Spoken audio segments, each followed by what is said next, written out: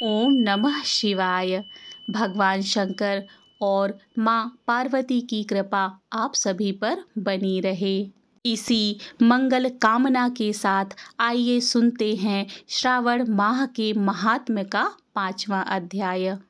श्रावण मास में किए जाने वाले विभिन्न व्रत अनुष्ठान और रविवार व्रत वर्णन में सुकर्मा द्विज की कथा। ईश्वर बोले, हे सनत कुमार, करोड़ पार्थिव लिंगों के महात्म्य तथा पुण्य का वर्णन नहीं किया जा सकता। जब मात्र एक लिंग का महात्म्य नहीं कहा जा सकता तो फिर करोड़ लिंगों के विषय में कहना ही क्या। मनुष्य को चाहिए कि करोड़ लिंग निर्माण असमर्थता में 1 लाख लिंग बनाए या 1000 लिंग या 100 लिंग बनाए। यहाँ तक कि एक लिंग बनाने से भी मेरी सन्निधि मिल जाती है।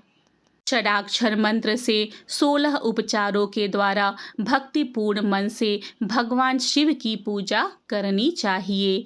ग्रह यज्ञ के साथ उद्यापन करना चाहिए। उसके बाद होम करना चाहिए और ब्राह्मणों को भोजन कराना चाहिए। हे सनत कुमार, इस अनुष्ठान को करने वाले की अकाल मृत्यु नहीं होगी।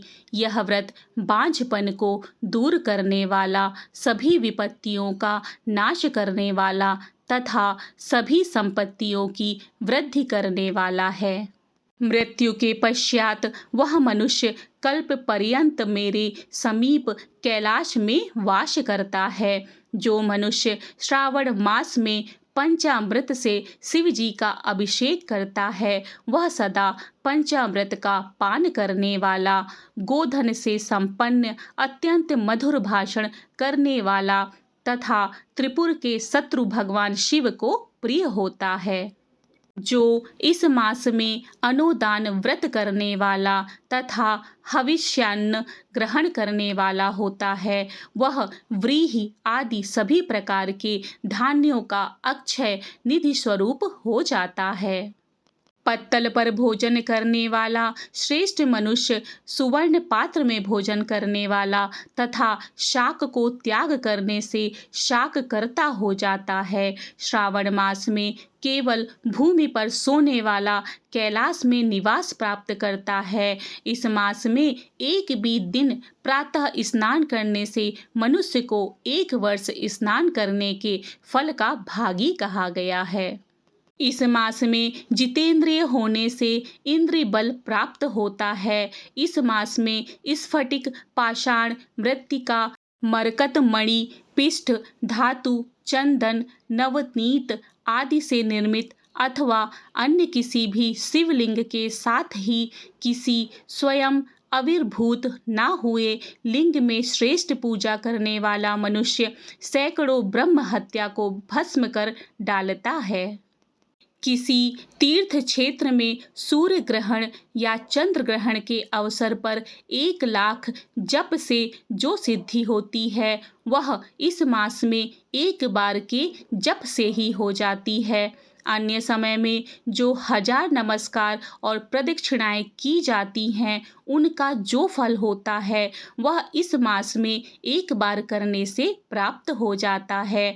मुझको प्रिय इस श्रावण मास में वेद पारायण करने पर सभी वेद मंत्रों की पूर्ण रूप से सिद्धि हो जाती है। श्रद्धा युक्त होकर इस मास में 1000 बार पुरुष सूक्त का पाठ करना चाहिए अथवा कलयुग में उसका 4 गुना पाठ करना चाहिए अथवा वर्ण संख्या का 100 गुना पाठ करना चाहिए अथवा वह करने में असमर्थ हो तो आलस्यहीन होकर मात्र 100 पाठ करने चाहिए। ऐसा करने वाला मनुष्य ब्रह्म हत्या आदि पापों से मुक्त हो जाता है, इसमें कोई संदेह नहीं है। गुरु पत्नी के साथ संसर्गजन्य पाप के लिए यही महान प्रायश्चित है। इसके समान पुण्यप्रद पवित्र तथा पापनाशक कुछ भी नहीं है। पुरुष सूक्त के जप के बिना इस मास में एक भी दिन व्यतीत नहीं करना चाहिए। जो मनुष्य इस फल को अर्थवाद कहता है वह नरकगामी होता है। इस महीने में समिधा, चारु, तिल और घृत से ग्रह यज्ञ होम करना चाहिए। शिव के रूपों का भली भांति ध्यान आदि करके धूप, गंध, पुष्प, नैवेद्य आदि से पूजन करना चाहिए और अपनी सामर्थ्य के अनुसार कोटि होम, लक्ष्य होम अथवा 10 सहस्त्र होम करना चाहिए। मंत्र ओम भूः, ओम भुवः, ओम स्वः के साथ तिलों के द्वारा भी यह ग्रह यज्ञ नामक होम किया जाता है। हे सनत कुमार, इसके बाद अब मैं वारों के व्रतों का वर्णन करूंगा, आप सुनिए। हे अनघ, इसमें सर्वप्रथम मैं आपको रविवार का व्रत बताऊंगा। इस संबंध में लोग एक प्राचीन इतिहास को कहते हैं। प्रतिष्ठानपुर में सुकर्मा नामक एक द्विज था। वह दरिद्र था, कृपण तथा भिक्षावृत्ति में लगा रहता था। एक बार वह धान्य मांगने के लिए घूमते घूमते नगर में गया। उसने किसी एक गृहस्थ के घर में मिलकर रविवार का उत्तम व्रत करती हुई स्त्रियों को देखा। तब उसे देखकर वे स्त्रियां परस्पर कहने लगी कि इस पूजा विधि को शीघ्रतापूर्वक छिपा लो। इस पर वह विप्र उन स्त्रियों से बोला, हे श्रेष्ठ स्त्रियों, आप लोग इस व्रत को क्यों छुपा रही हैं? समान चित्त वाले सज्जनों के लिए परमार्थ ही स्वार्थ है। मैं दरिद्र तथा दुखी हूँ। इस श्रेष्ठ व्रत को सुनकर मैं भी इसे करूँगा। अतः आप लोग इस व्रत का विधान व फल अवश्य मुझे बताएं। अब स्त्रियों ने कहा, हे द्विज, इस व्रत के करने में आप उन्माद तथा प्रमाद करेंगे अथवा भूल जाएंगे अथवा इसके प्रति अभक्ति या अनास्था रखने लगेंगे। अतः आपको यह व्रत कैसे बताऊं? उनकी यह बात सुनकर उनमें से एक प्रौढ़ स्त्री थी। वह उस ब्राह्मण से व्रत तथा विधि बताने लगी। ये ब्राह्मण श्रावण मास के शुक्ल पक्ष के प्रथम रविवार को मौन होकर उठ करके शीतल जल से स्नान करें। उसके बाद अपना नित्य कर्म संपन्न करके आन के एक शुभ दल पर रक्त चंदन से सूर्य के समान पूर्ण गोलाकार 12 परिधियों वाला सुंदर मंडल बनाएं। उस मंडल में रक्त चंदन से संज्ञा सहित सूर्य का पूजन करें।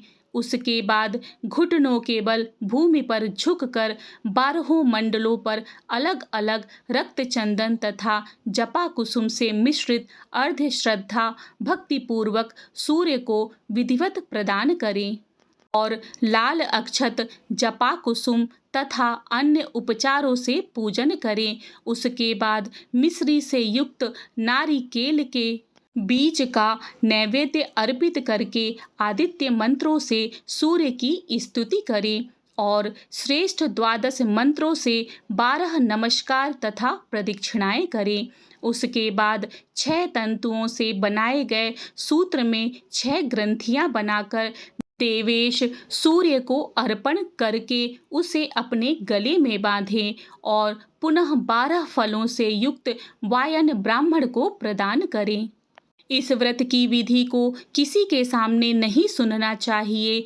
हे विप्र, इस विधि से व्रत के लिए किए जाने पर धनहीन व्यक्ति धन प्राप्त करता है, पुत्रहीन पुत्र प्राप्त करता है, कोढ़ी कोढ़ से मुक्त हो जाता है, बंधन में पड़ा व्यक्ति बंधन से छूट जाता है, रोगी व्यक्ति रोग से मुक्त हो जाता है। हे विपेंद्र, अधिक कहने से क्या प्रयोजन? साधक जिस जिस अभिष्ट की कामना करता है वह इस व्रत के प्रभाव से उसे मिल जाता है। इस प्रकार श्रावण के 4 रविवारों और कभी कभी 5 रविवारों में इस व्रत को करना चाहिए। इसके बाद व्रत की संपूर्णता के लिए उद्यापन करना चाहिए। विपेंद्र, आप भी इसी प्रकार करें, इससे आपकी सभी कामनाओं की सिद्धि हो जाएगी। उसके बाद उन पतिव्रताओं को नमस्कार करके वह ब्राह्मण अपने घर आ गया। उसने जैसा सुना था उस विधि से उस संपूर्ण व्रत को किया और अपनी दोनों पुत्रियों को भी वह विधि सुनाई। उस व्रत के सुनने मात्र से, शिव जी के दर्शन से तथा उनके पूजन के प्रभाव से वे कन्याएं देवांगनाओं के सदृश हो गईं। उसी समय से उस ब्राह्मण के घर में लक्ष्मी ने प्रवेश किया, उसके घर में संपन्नता आ गई और वह अनेक उपायों तथा निमित्तों से धनवान हो गया। किसी दिन उस नगर के राजा ने ब्राह्मण के घर से होकर राजमार्ग से जाते समय खिड़की में खड़ी उन दोनों सुंदर तथा अनुपमेय कन्याओं को देख लिया। तीनों लोकों में कमल, चंद्रमा आदि जो भी सुंदर वस्तुएं हैं, उन्हें वे दोनों कन्याएं अपने शरीर के अवयवों से तिरस्कृत कर रही थीं। उनका रूप इतना सुंदर था। उन्हें देखकर राजा मोहित हो गए और क्षण भर के लिए वहीं खड़े हो गए। ब्राह्मण को शीघ्र बुलाकर उन्होंने दोनों कन्याओं को मांग लिया। तब उस ब्राह्मण ने भी हर्षित होकर दोनों कन्याएं राजा को प्रदान कर दी।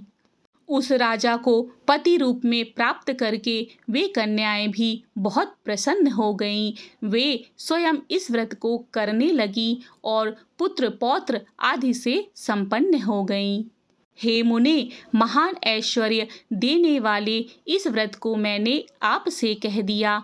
हे विधिनंदन, जिस व्रत के श्रवण मात्र से मनुष्य सभी मनोरथों को प्राप्त कर लेता है, उसके अनुष्ठान करने के फल का वर्णन कैसे किया जाए। इस प्रकार श्री स्कंद पुराण के अंतर्गत ईश्वर सनत कुमार संवाद में श्रावण मास महात्म्य में प्रकीर्णक, नाना व्रत, रविवार व्रत आदि का कथन नामक 5वां अध्याय पूर्ण हुआ।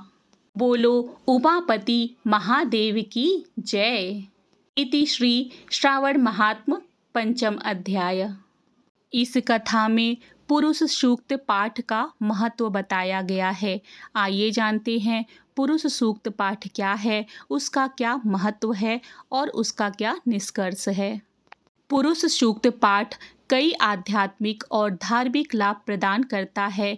यह माना जाता है कि इसका पाठ करने से आध्यात्मिक जागृति, शांति और समृद्धि प्राप्त होती है। इसके अतिरिक्त पुरुष सूक्त ऋग्वेद के 10वें मंडल में पाया जाता है। इसे नारायण ऋषि और देवता पुरुष द्वारा रचित माना जाता है। यह श्रोत अक्सर मंदिर में विष्णु या नारायण की पूजा, स्थापना और अग्नि समारोहों के दौरान पढ़ा जाता है। पुरुष सूक्त पाठ किसी भी समय किया जा सकता है, लेकिन विवाह, गृह प्रवेश या नए व्यापार जैसे शुभ अवसरों पर इसका पाठ करना विशेष रूप से शुभ माना जाता है। निष्कर्ष यह है कि पुरुष सूक्त एक शक्तिशाली और महत्वपूर्ण वैदिक स्रोत है, जिसका पाठ आध्यात्मिक और धार्मिक लाभ प्रदान करता है। इसका पाठ नियमित रूप से करने से शांति, समृद्धि और आध्यात्मिक जागृति प्राप्त होती है। यहाँ पर मैं आपके सामने पुरुष सूक्त पाठ का हिंदी में वर्णन करने जा रही हूँ। जो सहस्त्रों सिर वाले, सहस्त्रों नेत्र वाले और सहस्त्रों चरण वाले विराट पुरुष हैं, वे सारे ब्रह्मांड को आवृत करके भी 10 अंगुल शेष रहते हैं। जो सृष्टि बन चुकी है, जो बनने वाली है, यह सब विराट पुरुष ही है। इस अमर जीव जगत में भी वे ही स्वामी हैं और जो अन्न द्वारा वृद्धि प्राप्त करते हैं, उनके भी वे ही स्वामी हैं। विराट पुरुष की महत्ता अति विस्तृत है। इस श्रेष्ठ पुरुष के एक चरण में सभी प्राणी हैं और 3 भाग अनंत अंतरिक्ष में स्थित हैं। 4 भागों वाले विराट पुरुष के एक भाग में यह सारा संसार जड़ और चेतन विविध रूपों में समाहित है। इसके 3 भाग अनंत अंतरिक्ष में समाये हुए हैं। उस विराट पुरुष से यह ब्रह्मांड उत्पन्न हुआ है। उस विराट से समस्त जीव उत्पन्न हुए हैं। वही देहधारी रूप में सर्वश्रेष्ठ हुआ है, जिसने सबसे पहले पृथ्वी को फिर शरीरधारियों को उत्पन्न किया है। उस सर्वश्रेष्ठ विराट प्रकृति यज्ञ से दधि युक्त घृत प्राप्त हुआ, जिससे विराट पुरुष की पूजा होती है। वायुदेव से संबंधित पशु, हरिण, गौ, अश्वादि की उत्पत्ति उस विराट पुरुष के द्वारा ही हुई है। उस विराट यज्ञ पुरुष से ऋग्वेद एवं सामवेद का प्रकटीकरण हुआ है। उसी से यजुर्वेद एवं अथर्ववेद का प्रादुर्भाव हुआ है, अर्थात वेद की ऋचाओं का प्रकटीकरण हुआ है। उस विराट यज्ञ पुरुष से दोनों तरफ दांत वाले घोड़े हुए और उसी विराट पुरुष से गायें, बकरियां और भेड़ आदि पशु भी उत्पन्न हुए हैं। मंत्र दृष्टा ऋषियों एवं योग्य अभ्यासियों ने सर्वप्रथम प्रकट हुए पूजनीय विराट पुरुष को यज्ञ सृष्टि के पूर्व विद्यमान महान ब्रह्मांड रूप यज्ञ अर्थात सृष्टि यज्ञ में अभिषक्त करके उसी यज्ञ रूप परम पुरुष से ही यज्ञ का प्रादुर्भाव किया है। संकल्प द्वारा प्रकट हुए जिस विराट पुरुष का ज्ञानी जन विविध प्रकार से वर्णन करते हैं, वे उनकी कितने प्रकार से कल्पना करते हैं, उनका मुख क्या है, भुजा, जांघें और पांव कौन से हैं, शरीर संरचना में वह पुरुष किस प्रकार पूर्ण बना है। विराट पुरुष का मुख ब्राह्मण अर्थात ज्ञानी जन हुए, क्षत्रिय अर्थात पराक्रमी व्यक्ति उनके शरीर में विद्यमान बाहुओं के समान है, वैश्य अर्थात पोषण शक्ति संपन्न व्यक्ति उसके जंघा एवं सेवाधर्मी व्यक्ति उनके पैर हुए। विराट पुरुष परमात्मा के मन से चंद्रमा, नेत्रों से सूर्य, कर्ण से वायु एवं प्राण तथा मुख से अग्नि का प्रकटकरण हुआ है। विराट पुरुष की नाभि से अंतरिक्ष, सिर से दृश्यलोक, पांवों से भूमि तथा कानों से दिशाएं प्रकट हुई। इसी प्रकार अनेक लोकों को कल्पित किया गया है। जब देवों ने विराट पुरुष रूप को हवि मानकर यज्ञ का शुभ आरंभ किया, तब घृत बसंत ऋतु, ईंधन ग्रीष्म ऋतु एवं हवि शरद ऋतु हुई। देवों ने जिस यज्ञ का विस्तार किया, उसमें विराट पुरुष को ही पशु रूप में भावना से बांधा। उसमें यज्ञ की 7 परिधियां, 7 समुद्र एवं 21 छंद समिधाएं हुई। आदि श्रेष्ठ धर्मपरायण देवों ने यज्ञ से यज्ञ रूप विराट सत्ता का यजन किया। यज्ञीय जीवन जीने वाले धार्मिक महात्मजन पूर्व काल के साध्य देवताओं के निवास स्वर्गलोक को प्राप्त करते हैं। ओम शांति शांति शांति। इस तरह से पुरुष सूक्त पाठ का यहाँ पे हिंदी में वर्णन पूर्ण होता है। आप इसे संस्कृत में भी पठन कर सकते हैं। सावन मास की कथा और पुरुष सूक्त पाठ में यदि मुझसे कोई त्रुटि हुई है, मेरे शब्दों में कोई गलती है, तो उसके लिए हे भोलेनाथ मुझे क्षमा करें। यदि आपको आज की कथा अच्छी लगी है तो श्रावण महात्म्य कथा के 6वें अध्याय के लिए मेरे चैनल को सब्सक्राइब करें तथा अपने दोस्तों और रिश्तेदारों के साथ शेयर भी करें। जय श्री कृष्ण। राधे राधे।